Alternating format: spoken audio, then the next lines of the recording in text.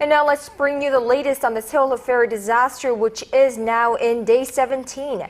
The confirmed death toll now stands at 226, with 76 still unaccounted for. For more on the search operation and the ongoing investigation, we have our Kim Ji-yeon joining us from the news center. Ji-yeon, one body was found earlier today outside the ferry, 4.5 kilometers away from the ferry site, in fact. And it's raising questions about whether the parameters of the search should be expanded. Well, guys, that may be the case here. There are growing concerns that the bodies of the victims might never be found, as some were clearly carried away from the accident site by currents.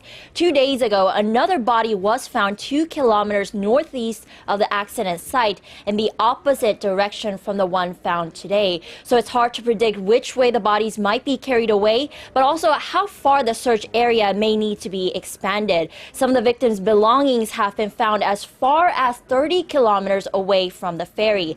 Layers of nets were set up around the site a week after the ferry first capsized. So there's a question of whether the bodies drifted out to sea before or after they were set up.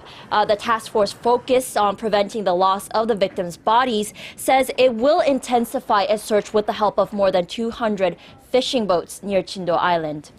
Ji-yeon, in terms of the investigation, local courts are trying to determine the validity of the arrest warrants issued for 2 senior employees of the ferry operator on charges of negligence. Now, is there anything new on that front? Well, an employee identified only by his surname Kim, who was in charge of loading cargo onto the Cheonghaejin Marine Company's vessels, admitted today that he knew that overloading cargo on the ferry could cause it to capsize.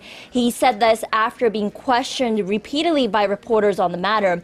The investigation into employees of the ferry operator is giving weight to speculation that the company knew of the dangers of overloading cargo, but chose not to heed the warnings, possibly out of a pursuit for profits. Prosecutors obtained testimony from the Sewol-ho ferry captain Lee Jun-seok and from the ship's senior navigator, and they said they had raised concerns to Kim, the man in charge of loading the cargo, many times before about there being too much cargo on board. Authorities say more than 3,600 tons of cargo was loaded onto the Sewol-ho ferry on April 16th, which is 3 times more than its recommended capacity. And also, prosecutors arrested another senior employee today on suspicions of manipulating the figures on how much cargo was actually on the Sewol-ho ferry on records upon news that the ferry sunk.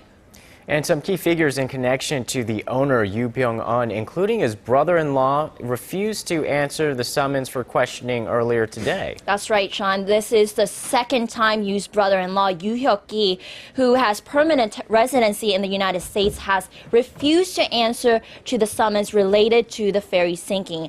The authorities are trying to close in on those related to the practical owner of the ferry company, Yoo Byung-eun, to find business irregularities that may have contributed to the ferry sinking.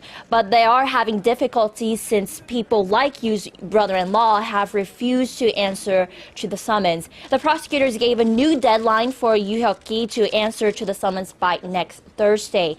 The prosecutors say that this is an ultimatum, and if he doesn't answer this time, they will proceed with necessary measures, although they did not specify what those measures might be.